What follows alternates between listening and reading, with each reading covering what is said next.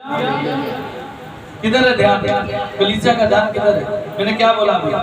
कोई बताएगा? नहीं, इधर इधर इधर क्या बोला मैंने? आत्मा के साथ चलो। कौन सा वचन बोला मैंने? कोई बता सकता है? और कोई बता सकता है? और क्या मैंने पढ़ा? कौन सी किताब में से बोला? कौन सा पेज नंबर बोला? क्योंकि ये आप ही लोगों के लिए है ये वचन। आगे देखना, ये जो शैतानी काम जीवन में आपके होता है वही आगे आने वाला है सारा इस वचन के द्वारा। हालेलुया। ये सारी बातें आप पर फिट बैठेंगी अगर आप ऐसे ही चलते रहे। आत्मा के अनुसार चलो, उसकी अगुवाई में चलो, तो तुम शरीर की लालसा किसी रीति से पूरा ना करने पाओगे। अभी सब लोग बैठे शरीर की लालसा पूरी कर रहे थे। वचन बताता है चुगली चुगली को खोजती है। हम यहाँ पर अपनी कहने के लिए नहीं आए, हम परमेश्वर की सुनने के लिए आए हैं। किसकी सुनने के लिए आए हैं? बोलो हालेलुया, हालेलुया। परमेश्वर की सुने, उसका अनुग्रह आपके ऊपर है, तब हम चुगलियां कर पा रहे हैं।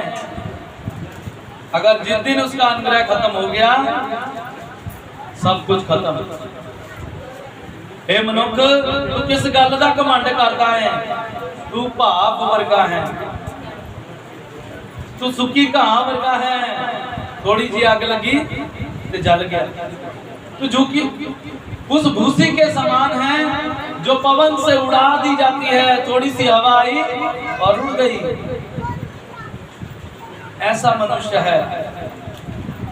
हम ठट्ठों में और बातों में समा ना गवाएं, ना व्यतीत करें। और लिखा है तू परंतु शरीर की लालसाओं को किसी रीति से पूरा ना करने पाएगा, क्योंकि शरीर आत्मा के विरोध में और आत्मा शरीर के विरोध में लालसा करती हैं, और ये एक दूसरे की विरोधी हैं। Hallelujah, hallelujah. क्या समझा हमने? क्या समझा? वचन आपके दिमाग में, जहन में गया। आत्मा शरीर के विरोध में और शरीर आत्मा के विरोध में वो एक दूसरे से लालसा, एक दूसरे से रखते हैं। आत्मा कहेगा प्रार्थना का, शरीर कहेगा अजय घोटे दर्द करते रहने दे, घुटने दर्द कर रहे रहने दे, बाद में कर लेना। आत्मा कहेगा चल प्रार्थना कर इस समय। नींद कहेगी चल आधा घंटा और सो ले, चलो अभी तो टाइम है, अभी तो अंधेरा है, कोई बात नहीं। शरीर आत्मा के विरोध में और आत्मा शरीर के विरोध में हमेशा एक दूसरे से लालसा रखती हैं। और लिखा है और ये एक दूसरे के विरोधी हैं, इसलिए कि जो तुम कहना चाहते हो वही ना करने पाओगे। हालेलुया। जो तुम कहना चाहते हो, आत्मा जो कहती है, शरीर कभी भी नहीं करने देता। शरीर कभी भी नहीं करने देता। आत्मा कहेगी नाच। संसारिक ज्ञान आपको क्या कहेगा? रहने दे, छाट पड़े, लौकिक ज्ञान। लोग क्या कहेंगे? किसके विरोध में शरीर बोल रहा है? आत्मा के विरोध में। ये एक दूसरे के दुश्मन हैं। आपकी लड़ाई, आपकी जंग किसी लहू, किसी धर्म, किसी जाति, किसी कुल के साथ में, किसी मजहब के साथ नहीं है। आपकी लड़ाई खुदा के साथ है। किसके साथ है? खुदा के साथ है। हमें अपने आप से लड़ना है, अपने अंदर के शैतान से लड़ना है, जो हमें परमेश्वर की आराधना करने से, परमेश्वर के कार्य करने से रोकती है। जब हम परमेश्वर की महिमा के लिए, हम उसकी आराधना के लिए आने की कोशिश करते हैं, शैतान कभी कामों की वजह से, किसी शादी की वजह से, किसी ना किसी तरीके से वो कार्य करता है। लेकिन जीत फतेहमंद यीशु मसीह के लोग होते हैं। हालेलुया, उसी के लोग होते हैं। और फिर परमेश्वर का वचन बताता है, यदि तुम आत्मा के चलाए चलते हो तो व्यवस्था के अधीन ना रहो। अगर तुम आत्मा के अनुसार चलते हो तो व्यवस्था के अधीन ना रहो। शरीर के काम तो प्रकट हैं। अब चेक कर लेना मैं जो बोलने जा रहा हूं, ठीक है। शरीर के काम जो हैं वो मैं बोलने जा रहा हूं। शरीर के काम तो प्रकट हैं, अर्थात व्यभिचार, मतवालापन और लीला कीड़ा, और ये सब काम जो है। समझ में आई बात? फिर से पढ़ दूं एक बार, फिर से पढ़ देता हूं, शायद जल्दी बोल गया हूं, ना समझ में आई हो अपनी गलतियां भी। शरीर के काम तो प्रकट हैं, अर्थात व्यभिचार, गंदे काम, लुच्चपन, मूर्ति पूजा, टोना, जो टोने करते हैं, वैर को करते हैं एक दूसरे से, और गंदे काम करने वाले, और लुच्चपन करने वाले, और विरोधी, जो विरोध करते हैं हमेशा, और फूट, जो पति पत्नी में फूट डालने वाले, भाई भाई में फूट डालने वाले, माँ बाप में फूट डालने वाले। समझ रहे हैं ना बात?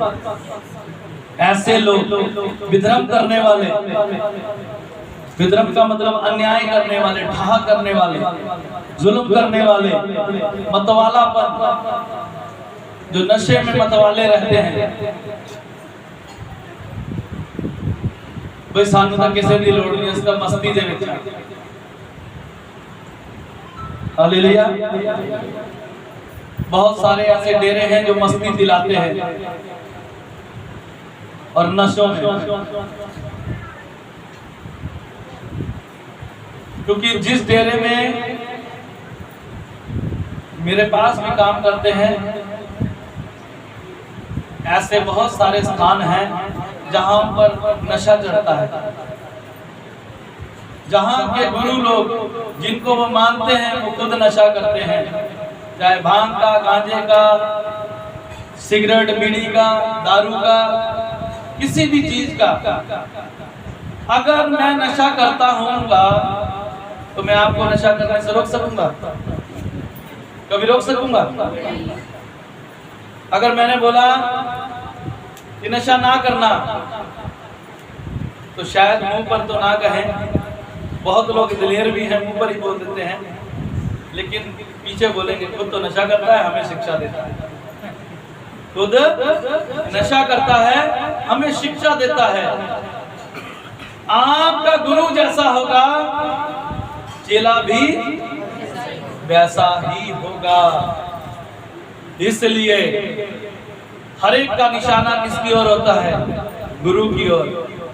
और गुरु कौन है? सिर्फ यीशु मसीह है। हालेलुया। गुरु कौन है? यीशु मसीह है हमारा। अगर संस्कृत में हम देखें गुरु का मतलब, गुरु का मतलब आप लोगों को, किसी को पता है गुरु का मतलब क्या होता है? मुझे पता है कि गुरु जो है उसका सही अर्थ क्या है। अगर मैं किसी से पूछूंगा उसका सही अर्थ नहीं बताएंगे, लेकिन संसारिक अर्थ जरूर बताएंगे। गुरु का अर्थ एक संसारिक अर्थ भी है, शिक्षा देने वाला। लेकिन गुरु का अर्थ पता क्या है? ये दो शब्दों से बना है, गु और रु। गु का मतलब संस्कृत में है, गु का मतलब अंधकार, रू का मतलब है दूर करने वाला, अंधकार को दूर करने वाला वही गुरु है। हालेलुया। है कोई अंधकार को दूर करने वाला गुरु सिवाय यीशु मसीह के? यीशु मसीह के अलावा कोई है जो अंधकार को दूर करता हो, आपके पापों को क्षमा करता हो? यीशु मसीह ने कहा, जा तेरे बेटा तेरे पाप क्षमा हुए। लोग क्या कहने लगे? ये कौन है? ये कौन है? पाप को सिर्फ और सिर्फ परमेश्वर क्षमा कर सकता है। कौन है ये जो पाप को क्षमा कर रहा है? वो नहीं जानते थे कि वो कौन है। हालेलुया। आज भी बहुत सारे लोग नहीं जानते कि यीशु कौन है। हालेलुया। बहुत सारे लोग नहीं जानते। वो गुरु है, वो परमेश्वर है जो अंधकार को दूर कर सकता है। लेकिन ये अंधकार के काम हैं जो लुचपन, मूर्ति पूजा, टोना, झगड़ा, ईर्ष्या, क्रोध, विरोध, विश्राम, फूट, ढा, मतवालापन, लीला कीड़ा, और लिखा है इनके विषयों में और इनके जैसे और काम हैं जिनके विषय में मैं तुमसे पहले ही कह देता हूँ। यीशु मसीह ने क्या बोला पौलुस के द्वारा? इससे मैं पहले ही तुम्हें कह देता हूँ, जता देता हूँ, जैसा पहले कह भी चुका हूँ कि ऐसे ऐसे काम करने वाले परमेश्वर के राज्य के वारिस नहीं होंगे। हालेलुया। ये कभी भी परमेश्वर के राज्य के वारिस नहीं होंगे। आप बेशक बपतिस्मा ले लिया है, बेशक आप चर्च में आ रहे हैं, बेशक आप सब काम कर रहे हैं। हालेलुया। लेकिन आप स्वर्ग के वारिस नहीं हो सकते। अगर गाली देते हो स्वर्ग के वारिस नहीं हो सकते। चर्च में तो आ जाओगे, यहाँ नशे करने वाला, पाप करने वाला हर एक व्यक्ति आ सकता है, क्योंकि यीशु मसीह ने ऐसे लोगों को ही बुलाया है। ये ऐसी जगह है जहां से वो लोग शुद्ध किए जाते हैं। स्वर्ग में नशेड़ी व्यक्ति बोलो जा सकता है? चुगली करने वाला व्यक्ति पाप करने वाला व्यक्ति नहीं जा सकता। यही एक ऐसी फैक्ट्री है जहां पर पाप क्षमा किए जाते हैं। जैसे यीशु ने पाप क्षमा किए, उसने अपने चेलों को भी अधिकार दिया। जिनके तुम पाप क्षमा करोगे उनके पाप क्षमा होंगे, जिनके तुम रखोगे उनके रह जाएंगे, जिनके लिए तुम धरती पर बांधोगे स्वर्ग में बंध जाएगा, जिनके लिए स्वर्ग से धरती पर खोलोगे उनके लिए स्वर्ग में खुल जाएगा। ऐसा परमेश्वर है, वो अपने दासों को, अपने चेलों को अधिकार देता है। ऐसा परमेश्वर है कोई जो संसार के अंदर में ऐसा परमेश्वर जो अपने चेलों को ऐसा अधिकार दे? उसने पास्टर को भी अधिकार दिया, तुम पाप को क्षमा करो। जितनों ने बपतिस्मे लिए हैं उनके उस समय पाप क्षमा किए गए। किसके द्वारा? पास्टर के द्वारा। हालेलुया। क्योंकि अधिकार दिया गया है। अगर ऐसे काम हैं आपके अंदर तो मैं आपको बता दूं, आप अपना टाइम वेस्ट कर रहे हैं। आप अपने आप को धोखा दे रहे हैं, अपने घर वालों को धोखा दे रहे हैं, क्योंकि आप स्वर्ग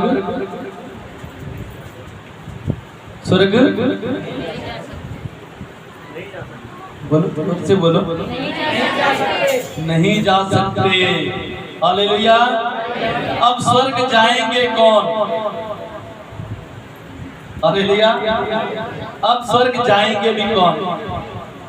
वो जाएंगे जिनके पास आत्मा के फल हैं। कौन से? आत्मा के फल। ये भी चेक कर लेना, आत्मा के फल जो मैं बोलने जा रहा हूं क्या आपके अंदर है? तैयार है सब सुनने के लिए? कितने लोग तैयार हैं? आत्मा के बारे में, पर आत्मा का फल वचन में क्या लिखा है? पर आत्मा का फल प्रेम, बोलो प्रेम, आनंद, शांति, धीरज, कृपा, भलाई, विश्वास, नम्रता और संयम, ये 9 फल हैं जो परमेश्वर की ओर से दिए गए हैं। जो इन फलों से भरा होगा, और उसके बारे में क्या लिखा है? ऐसे ऐसे कामों के विरोध में कोई भी व्यवस्था नहीं है। हालेलुया! कोई व्यवस्था नहीं है, कोई किंतु परंतु नहीं है। जिनके अंदर ये फल है वो डेफिनेट 100% स्वर्ग में जाएंगे। और लिखा है उनके विरोध में कोई भी ऐसी व्यवस्था नहीं है। और जो मसीह यीशु के हैं उन्हें शरीर तो उसकी लालसा है और अभिलाषाएं स्तुति समेत क्रूस पर चढ़ा दी गई। हालेलुया! जितने भी ऐसे व्यक्ति हैं उनकी लालसाएं हालेलुया, उनकी लालसाएं साथ क्रूस पर चढ़ गई। ऐसे लोगों की कोई भी व्यवस्था, उनके ऊपर कोई भी कानून नहीं होगा। अभी तो ये बड़ा लंबा प्रचार है, ये बहुत लंबा प्रचार है। ये अगर शरीर के काम में अगर मैं व्यभिचार और गंदा काम करने वालों पर प्रचार करूं तो ये पूरा 1 घंटा समय निकल जाएगा। अब आप सोचो इसके अंदर में बहुत सारी बातें हैं तो कितने दिन निकल जाएंगे। फिर अगर हम प्रेम की बात करें, सबसे पहला प्रेम आपको बताऊं, बाइबल में लिखा है कुरिन्थियों की पुस्तक में, अगर तू स्वर्ग की बोलियां बोले और विश्वास करे कि पहाड़ पत्थर हट जाएं और तू प्रेम ना रखे तो वो छनछनाती हुई झांझ है जो सिर्फ शोर करती है। जैसे वो झांझ नहीं बजा रहा था मैं, वो क्या करती है? सिर्फ शोर करती है। उसके समान गिने जाओगे। प्रेम बाइबल के अंदर में सबसे उत्तम बात प्रेम के बारे में बताई गई है। परमेश्वर ने जगत से ऐसा, आवाज नहीं आई, वचन सुनाया नहीं कभी, पढ़ा है कि नहीं पढ़ा है? परमेश्वर ने जगत से ऐसा कि उसने अपना इकलौता पुत्र दे दिया। प्रेम किया उसने। अब उसकी कंडीशन समझते रहे कि प्रेम का मतलब क्या होता है। बहुत लोग प्रेम का मतलब बड़ा गलत समझते हैं आज के संसार के लोग। मुझे उससे प्रेम हो गया, वो प्रेम नहीं है, वो पाप है। वो क्या है? पाप है। प्रेम का मतलब क्या है? हालेलुया! प्रेम का मतलब क्या है? परमेश्वर ने जगत से ऐसा प्रेम किया कि उसने अपना इकलौता पुत्र दे दिया, जो भी उसमें विश्वास करे नाश ना हो बल्कि सदा की जिंदगी पाएगा। और यीशु मसीह ने क्या कहा? पहला वचन जब क्रूस पर लटका था, पिता इन्हें क्षमा कर, ये नहीं जानते कि ये क्या कहते हैं कि यीशु मसीह ने आपसे भी प्रेम किया। Hallelujah, hallelujah.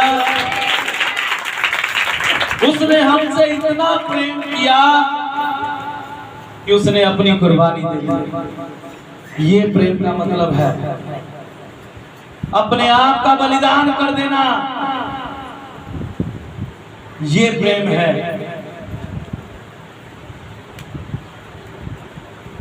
ये प्रेम नहीं मैं तेरा देना बहुत प्यार करता है या करती है, मेरे लिए सामान तो लेके नहीं है, मैंने तो ये चीज मांगी मेरी मुझे तो दी ही नहीं, मुझसे तो प्रेम ही नहीं करते आप। तो सामान लेने के लिए प्रेम नहीं होना चाहिए।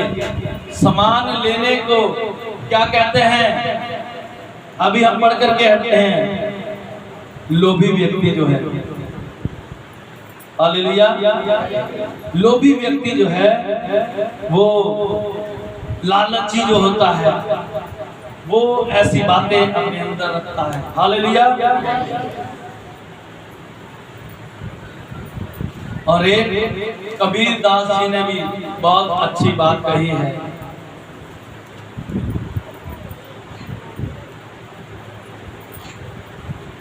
कि ढाई अक्षर प्रेम के पढ़े सो पंडित, पोथी पढ़ पढ़ जग भयो पंडित भयो न कोई, ढाई अक्षर प्रेम के पढ़े सो पंडित हो।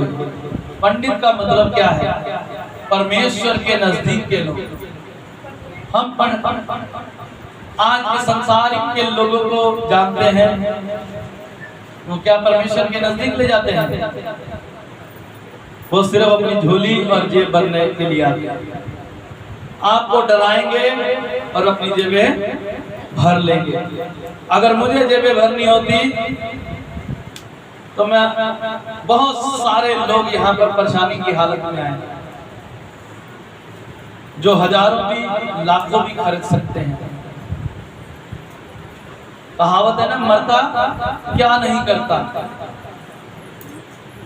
वो करेगा। वो अपने आप को बेच करके, अपनी जायदाद को बेच करके सब कुछ करेगा। अगर मुझे ये करना होता तो मुझे काम करने की जरूरत नहीं होती। बाहर मेरे पास वो पुरानी सी मोटरसाइकिल नहीं होती। मेरे घर वाले में मेरे रिश्तेदार भी कह देते हैं होता बदल दो इनको, पुराना रखा है। वो मेरा एक सहारा है जो मेरे साथ वफादारी के साथ रहती है चीज, मैं उसे कभी जल्दी छोड़ता नहीं हूं। उसने मेरा बहुत साथ दिया है और मैं उसे कभी भी नहीं बेचूंगा। हालेलुया, कभी भी नहीं बेचूंगा उसे। चाहे उसे मुझे वैसे ही रखना पड़े, मैं उसे रखूंगा। बंद हो जाएगी, वो घर पे रहेगी, लेकिन मैं उसे बेचूंगा नहीं। खरीदार आज भी उसके खड़े हैं। कई बार तो ऐसा आता है, मैं रास्ते में जा रहा होता हूँ चलते हुए, एक बार मैं घंटाघर जा रहा था, ये जोमेटो वाले आवाज लगाने लगे बेचना। किसी फोन पे बोल रहा होगा क्योंकि फोन पे बात करते हैं। फिर मेरे पास में आया मोटरसाइकिल बेचना। मैंने सोचा चंगारी लगता मैं मोटरसाइकिल से चलता हुआ। बहुत जने मेरे अपने खास यार दोस्तों ने बोला है, एक बाउंसर है मेरा दोस्त राहुल सबरवाल, कहता वीरे जो बेचना मैंने बेची, जब भी बेचना मुझे बेचना, मैं क्यों बेचूंगा। एक ने पूछा हाँ बेचना है, जहां से मैं खरीद करके लाया था ये मोटरसाइकिल, जिस दुकान से मैं एक दिन रिपेयर करवाने के लिए चला गया, उस समय मैंने वहां से 32,000 का खरीदा था। उन्होंने पूछा ये मोटरसाइकिल बेचना है तुमने? मैं कहा हाँ बेचना है। कितने का? 1 लाख रुपए का। कितने का बेचना है? दो कीमत। मेरे लिए तो इस समय वो 1 लाख रुपए से ऊपर का है। सो मेरे लिए वो बहुत अजीज है। मैं आपको एक बात बताना चाहता हूं उसके बारे में। जब यहाँ पर हम रह नहीं रहे थे, उसने बाइक में बड़ा तंग किया। हर संडे उसकी ट्यूब फट जाती थी। कई बार तो चरणजीत भाई ने भी अपनी तरफ से पैसे लगा कितने लोगों ने अपनी जेब में पैसे लगा के, पैसे कई बार नहीं होते हैं जेब में, उतने ही लेकर के बंदा चलता है। यहाँ पर भी खर्चा होता था, खर्च हो जाते थे और बाद में जो है उसकी ट्यूब फट गई। हर संडे उसकी ट्यूब फट जाती थी। हम रात को 10 बजे 11 बजे जाते थे और उसकी पंचर हो जाना, अचानक ही पंचर हो जाना उसमें। अब बच्चे साथ में हैं, बड़ी परेशान हो जाना, कभी इसको फोन कर, पैदल लेकर के जाओ, उसकी मिन्नतें कर, उसकी मिन्नतें कर, ट्यूब फटी नहीं ऐसे पैर में ले जाना, कोई बात नहीं अब नई ट्यूब डाल लेंगे। ऐसा बड़ा 1 साल बड़ा परेशान हुआ। और हमें यहाँ पर आए कितने दिन हो गए? 1 साल हो गया। यहाँ पर लगभग 1 साल यहाँ पर हमें आए हो गया। ये परसों मैंने हवा भरी उसके अंदर, हालेलुया। थोड़ी सी हवा कम हो गई, सिर्फ हवा भरी है, पंचर नहीं हुआ। वही टैटू है, वही सब कुछ है। 1 साल हो गया, वही रास्तों से, वही लोगों के हर जगह पर वैसे ही आ जा रहा हूँ, पंचर नहीं हुआ। सिर्फ थोड़ी सी हवा कम हुई, वो भरी और अभी तक चल रहा है। परमेश्वर कई बार मुश्किलें लेकर के आता है हमें, वो अपने कामों के लिए। हम ढिठाई करेंगे तो हमें वो मुश्किल में भेजेगा, जैसे योना को भेजा था मुश्किल में। उसको बोला ज्यादा मिस्र में, हालेलुया। योना को भेजा कि जा मेरी महिमा कर, और वो परमेश्वर की अन्य आज्ञाकारी थी। और जिस समुद्र के जहाज में बैठा, समुद्र में भूचाल आ गया और लोग सब कहने लगे कि अपने अपने ईश्वर को याद कर, तू आराम से सोया हुआ है, तुझे कोई चिंता नहीं। अब योना आराम से सोया हुआ है, सिराने में हाथ लगा करके सो रहा है। वो कह रहे हैं हम मरे जा रहे हैं और तू आराम से सोया है। तू भी मां बुला अपने ईश्वर को, जिस देवता को मानता है, पुकार, हम मर जाएंगे। और उसने क्या कहा? ये मुसीबत मेरे कारण आई है। वो जानता था ये मुसीबत किसके कारण आई है, क्योंकि मैं परमेश्वर की आज्ञा को नहीं कर रहा था पूरा। कहता है अब क्या करें?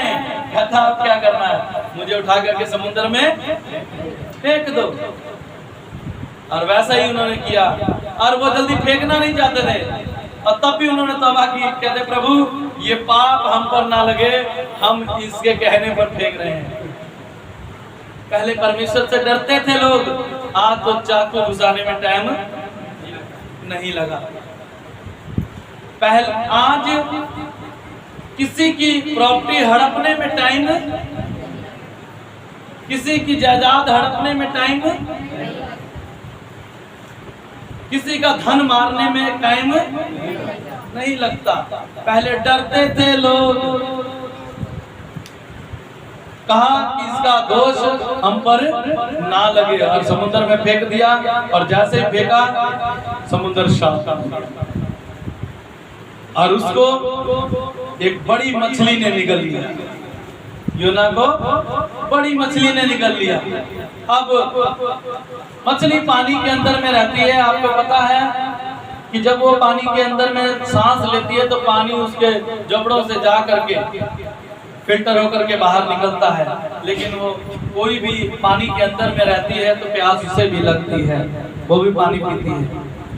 और बाइबल बताती है उस मछली ने 3 दिन ना तो कुछ खाया ना तो कुछ पिया। अगर वो कुछ खाती तो योना वही उसी में ही हजम हो जाता, अगर पीती तो पानी से मर जाता, क्योंकि बड़ी मछली है, वो थोड़ा सा पानी एक गिलास नहीं पीती। और 3 दिन जैसे बच्चा माँ के गर्भ में रहता है, उसी तरीके से वो 3 दिन 3 रात मछली के गर्भ में रहा। तब वहां से वो प्रार्थना कर रहा है, प्रभु मुझे क्षमा कर, मैं तेरे रास्तों पर चलूंगा। और फिर परमेश्वर ने उसे कहा मछली को, जा इसे बाहर निकाल। और मछली समुद्र के किनारे आई और उसे उगल करके चली गई। हालेलुया। बाहर निकला। परमेश्वर प्रेम करने वाला है। सिर्फ अभी मैं क्या बता रहा हूँ, अभी सिर्फ एक टॉपिक पे बात कर रहा हूँ, प्रेम के बारे में। ऐसा प्रेम किसी ने नहीं किया परमेश्वर के अलावा। और हमें भी परमेश्वर कहता है, अगर प्रकाशित वाक्य में देखे 2:4 में, तुमने पहला सा प्रेम छोड़ दिया है। हमें वो छिड़कता है, हमें वो बोलता है कि अब तुम परमेश्वर से पहला सा प्रेम नहीं रखते हो। आज हम चंगाई मिल चुकी है, आज हमारे जीवन में बड़ी बड़ी गवाहियां टेस्टमनी हैं, लेकिन हम प्रभु की हजूरी में नहीं हैं। हालेलुया। जैसे उस बहन को बोला था, पहली बार सब मिराइकल को देखते हैं, बड़े ऐसे आए यहाँ पर, पास्टर जी बस मेरी जनानी ठीक हो जाए, मेरी माँ ठीक हो जाए, मैं तब कभी भी चर्च को नहीं छोड़ूंगा। वो 2-3 हफ्ते नजर आते हैं, छुटकारा पाते हैं, बाद में कहते हैं, सुनने को मिलता है, हमारे रिश्तेदार कहते हैं वहां जाएंगे तो धर्म बदल जाएगा। तो जब बीमार थे तब नहीं धर्म बदला गया था, जब दुख में थे तब तो हमने धर्म नहीं बदल दिया, तब तो उस समय कहा नहीं कि आओ पहले हमारे धर्म को कबूल करो तब हम तुम्हारे लिए प्रार्थना करेंगे। कहा कभी किसी को, बाद में भी कहा किसी को कि भी तुम्हारा धर्म चेंज हो जाएगा। शैतान की बातों में लोग आते हैं। और नुकसान किनका है? मेरा नुकसान हुआ? मेरा कोई नुकसान नहीं, मैं तो परमेश्वर की सेवा करता हूँ। और ये भाई पप्पू बड़ी बार बोल रहे थे, पास्टर जी जब मैं किसी को आपके पास भेजता हूँ आप पहली बार में अच्छी ना कर दिया करो। मैं थोड़ी करता हूँ भाई, अच्छा काम करना परमेश्वर का है, वो करता है। कहता है पहली बार यहाँ पर ये 3 बंदों को लेकर के आया और तीनों जबरदस्त तरीके से, एक को ब्राइन ट्यूमर था और किडनी में खराबी थी, एक वो बंदा था, एक और था आनंद शर्मा। अब तो बम्बई में है, कभी कभी जब उसका काम नहीं चलता तब फोन करेगा वो, तब पूछेगा पास्टर जी आपका गूगल पे यही नंबर चलता है? मैं बोलता हाँ, फिर बस सर वहीं तक मतलब होता है, आगे कभी रिस्पॉन्स गूगल पे का नहीं दिया। और सोचते हैं कि शायद लालच के लिए। मैं कहा भाई हमें लालच नहीं है, हमारा काम है प्रार्थना करना। ठीक है तूने फोन किया है, हम प्रार्थना करेंगे। पैसों के लिए हम प्रार्थना, पैसों के लिए नहीं करते हैं प्रार्थना, ठीक है? वो तुम्हारी इच्छा है, तुम चर्च के लिए क्या करना चाहते हो। वो भी कई 10 साल से गैस की प्रॉब्लम से परेशान था, सिर्फ 3 हफ्तों में अच्छा हो गया, गवाही दी उसने। लेकिन वो शख्स जिसको ट्यूमर था और किडनी खराब थी, उस बंदे ने तो गवाही देना भी बेहतर नहीं समझा। अब कहता है ठीक हो, अब क्या करना चाहेगा? अब ठीक हो, ट्यूमर कोई छोटी मोटी बीमारी है, ब्रेन ट्यूमर, कोई बुखार, चल ठीक हो गया, अब क्या करना है?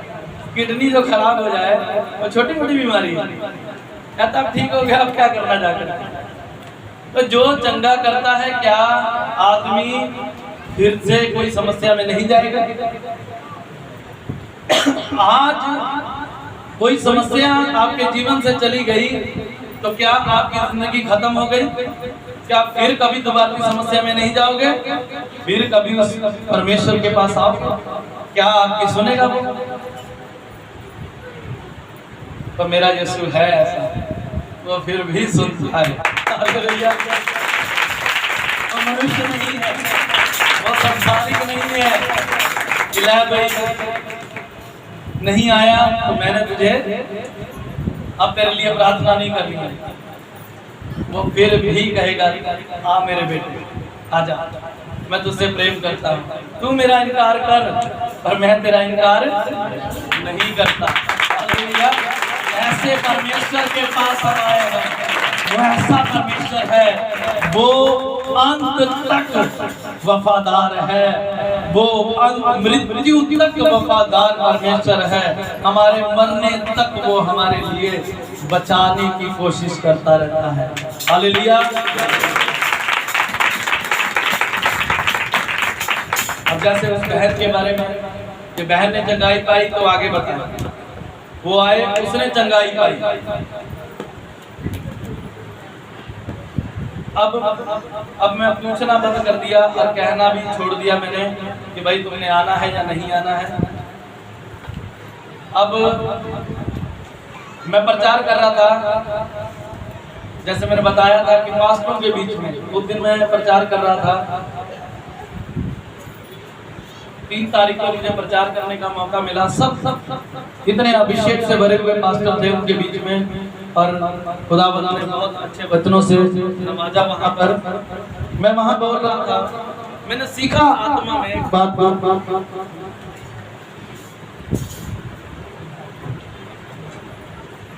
मैंने आत्मा में बातों को सीखा है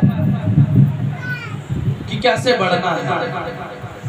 हम किसी चीज के पीछे भागेंगे तो वो चीज हमसे आगे भागती रहेगी। अब मैंने कलीसिया के पीछे भागना बंद कर दिया है। अब मैं नहीं भागता हूं क्योंकि परमेश्वर ने मुझे मना कर दिया। अब तुझे मैं वो पर्सनैलिटी बनाऊंगा कि लोग तेरे पीछे भागेंगे। हालेलुया। लोग तुझे खुद मिलेंगे, खुद आएंगे तेरे पास, तुझे जाने की जरूरत नहीं पड़ेगी। पहले बहुत विजिट करते थे, उसके घर में जाओ, वो मना भी करता रहता है, साढ़े घर दे मना कर दे, अच्छा कोई गल नहीं, असि फिर ढीठ बन करके चले जाते थे। अब जाना बंद कर दिया, अब नहीं जाते। अब तो सिर्फ जब आत्मा अगुवाई करती है कि हाँ उस घर में जा, फिर आत्मा के चलाए चलना पड़ता है। हमारी अपनी मर्जी नहीं, हमें आत्मा के चलाए चलना है। आत्मा हमें जिधर भेजती है हम उधर जाते हैं, और जब आत्मा लेकर के जाता है तो काम भी होते हैं। हालेलुया। जब हम अपनी मर्जी से जाते हैं तब हमें हमारा इनकार किया जाता है, तब हमारा इनकार होता है। लेकिन जब आत्मा के जाए जाते हैं तब पहुंचते हैं तो कहते हैं आज ही पास्टर जी आपको याद कर रहे थे, आज ही हम सोच रहे थे कि पास्टर जी आ जाते तो अच्छा था। ये समस्या है, ये परेशानी है। तो परमेश्वर वो परमेश्वर है जो आत्मा की आवाज आत्मा के द्वारा ट्रांसफर करता है। वो शरीर का परमेश्वर नहीं है, वो आत्मिक परमेश्वर है। हालेलुया। वो आत्मा के साथ आपकी जिंदगियों में काम करता है और वो आत्मिक आपको बनाएगा। हालेलुया। आइए अपनी आंखों को बंद करें, हम प्रार्थना में चलेंगे। अपने हाथों को उठाएं, अपने हाथों को उठाएं, हम प्रार्थना करेंगे। ऑनलाइन देखने वाले भी सब लोग हाथों को उठाएं। प्रभु हम तेरा शुक्र करते हैं मेरे पिता इन वचनों के लिए। खुदावंद जो शरीर के काम हैं अगर है हमारी जिंदगी में तो खत्म हो जाए, हम तेरे फलों से भर जाए मेरे पिता। जो तेरे फल हैं हमारे अंदर नजर आए मेरे पिता परमेश्वर, क्योंकि पेड़ बाइबल वचन बताती है पेड़ अपने फलों से पहचाना जाता है। अगर जिस पेड़ में फल ना हो तो वो पेड़ काटा और आग में झोंका जाता है। प्रभु जी हर एक के अंदर तेरा फल लगने पाए, चाहे वो प्रेम का हो, चाहे आनंद का हो, चाहे शांति का हो, चाहे धीरज का हो, चाहे कृपा और चाहे भलाई का, चाहे विश्वास का, चाहे नर्मता का, चाहे संयम का हो। प्रभु जी ये सारे फल तेरे बच्चों के अंदर आने पाए। पाए। खुदावन तेरा वायदा है कि इन जिनके अंदर ये फल है उनके ऊपर कोई भी व्यवस्था लागू नहीं होती, उनके ऊपर कोई भी कानून लागू नहीं होता। वो सब और सब स्वर्ग के वारिस होंगे, वो स्वर्ग राज्य में दाखिल होंगे और वो यीशु मसीह के साथ में अनंत जीवन तक राज करेंगे। हालेलुया। वो अनंत काल का परमेश्वर है। ओ खुदावंद हमें आजाद करने के लिए आया, अपने फलों से भरने के लिए आया है। वो आपको फलों से भरेगा मेरे पिता। ओ धन्यवाद यीशु, धन्यवाद यीशु। मैं खुदावंद अपने हाथों को उठा करके ओ खुदावंद तेरी कलीसिया के लिए मांगता हूँ मेरे पिता, तेरे 9 के 9 फल इनके अंदर आ जाए मेरे पिता परमेश्वर। ये तेरे फलों से भर जाए मेरे पिता परमेश्वर। और खुदावंद तेरा फल प्रभु जी उनकी जिंदगियों में बना रहे मेरे पिता, और ये फलदायक हो और बहुत सारे फलों को लेकर के आए मेरे पिता, बहुत सारी रूहों को बचाने वाले हो जाए मेरे पिता। ऐसा अनुग्रह कर, तेरी दया और तेरी कृपा और तेरी भलाई इनकी जिंदगियों में काम करे मेरे पिता, और ये तेरे बल और बुद्धि और आशीष को ग्रहण करने पाए मेरे पिता। दया करें, सारी आशीषें और बरकतें खुदावंद आपकी ओर से मिले मेरा। ओ खुदावंद जितने भी हाथ तेरी हजूरी में उठे हैं मेरे पिता, जितने भी आंख बंद है मेरे पिता, जितने भी सर तेरी हजूरी में झुके हैं खुदावंद, उनकी जिंदगियों में तेरा फजल उतरने पाए मेरे पिता परमेश्वर। आपके फल, क्योंकि आपके स्वर्गदूत यहाँ पर हैं और आपके स्वर्गदूत इनकी जिंदगियों में फलों से भर दे मेरे पिता परमेश्वर, और ये अपने फलों से जाने, और जिनके अंदर जैसा फल है लोग उन्हें उसी नाम से पुकारें। अगर किसी के अंदर प्रेम है तो लोग कहें इस बंदे के अंदर बहुत सारा प्रेम है, ये लोगों की भलाई के लिए रहता है, भलाई का आनंद से जितना मर्जी दुख आए, जितनी मर्जी तकलीफें आए आनंद में रहें, जितनी मर्जी परेशानियों के अंदर में है उसकी शांति आपकी जिंदगियों में बनी रहे। सारे रोग, सारी बीमारियां, सारी परेशानियां आपकी जिंदगी को छोड़ करके जाने पाए। आपकी जिंदगियों में खुदावंद यीशु का फजल और खुदावंद यीशु का अनुग्रह हमेशा बना रहे मेरे पिता परमेश्वर। और खुदावंद ये अद्भुत रीति से प्रभु जी खुदावंद तेरी रूह का मसा चाहे मेरे पिता परमेश्वर। ऐसा अनुग्रह कर, तेरी दया तेरे बच्चों के जीवन में होने पाए।